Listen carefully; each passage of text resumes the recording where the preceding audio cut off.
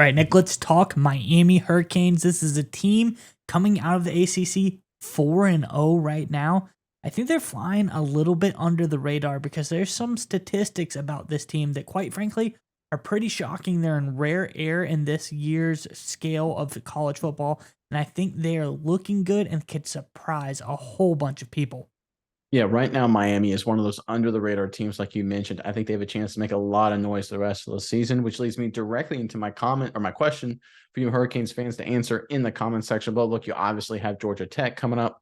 Should be a big win, but you never know. Conference play, a lot of things can happen. But now's your chance to get your prediction on record. Give us what you think the final score will be of Miami versus Georgia Tech in the comment section below. All right, Miles, what you got? What's the latest out of Miami? Yeah, Nick, Tyler Van Dyke has this Miami team humming, but isn't only the offense, the defense is looking really good as well. We have an article today just talking about how good this Miami team is on both sides of the ball. Let's get into it and we'll talk about it on the other side. This is from over on Kane's Warning on Fansided. It says the Miami football team is one of two teams in the top 15 nationally ranked in scoring and yards offensively and defensively. Miami is 7th in points per game, tied for 13th in points per game tied for 13th in points allowed per game, 8th in total offense, and 13th in total yards allowed.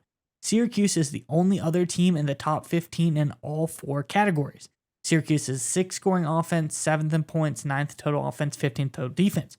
Some other teams, Georgia, Oklahoma, Oregon, Penn State, all top tier teams, are in the top 15 in 3 of the 4, but they do not hit all 4 categories. So I believe that Miami, they're doing a really great job here, Nick. And I think one of the keys here is the hiring of Shannon Dawson as offensive coordinator and Lance, I might pronounce this wrong, I apologize if I do, Guidry as the defensive coordinator. They've made a huge impact for the Miami football program in 2023 because in past years, Nick, Miami finished 65th or below in all 4 major defensive and offensive categories in 2022.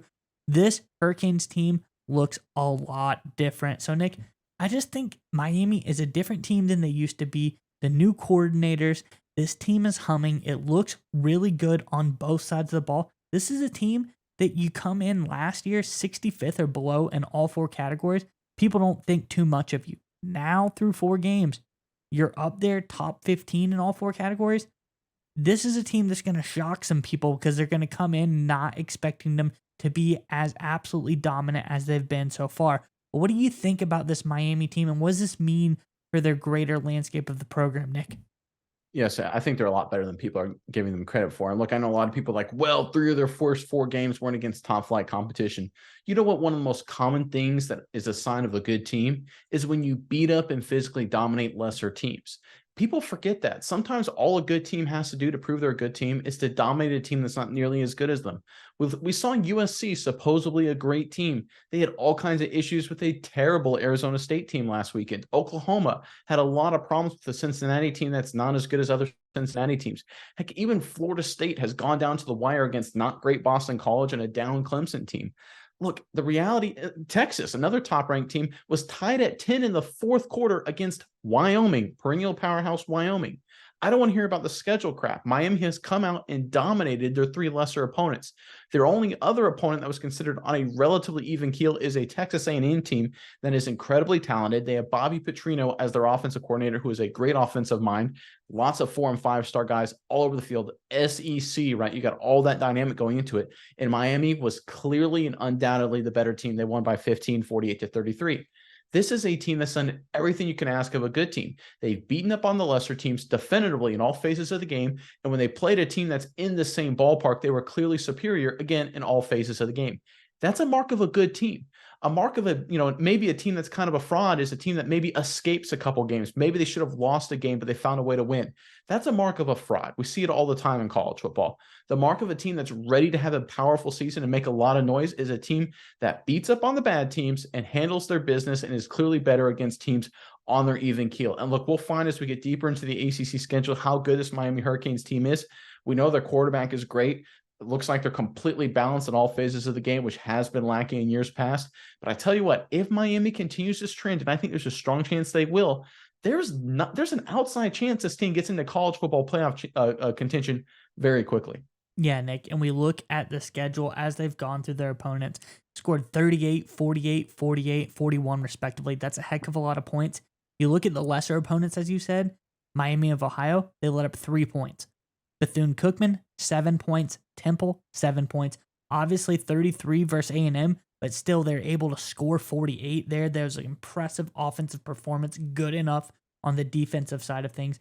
But as you look at the schedule going forward, this is very favorable for Miami if they're able to win out.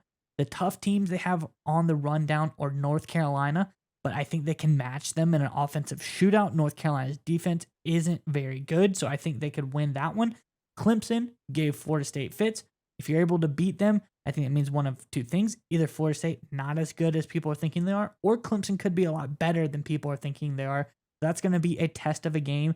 Then you fast forward the schedule down to November 11th versus number 5 Florida State. That'll be the big one, the capstone of the season. If they can do that one and Florida State's still ranked highly, I think this is a Miami team who could really, really be looking high in the AP polls, giving a lot of people something to talk about, doing something that impressive. But Nick, I think this team has a very bright future. This year, though, even, I think they have their name in a big-time bowl game if they continue playing the way that they have.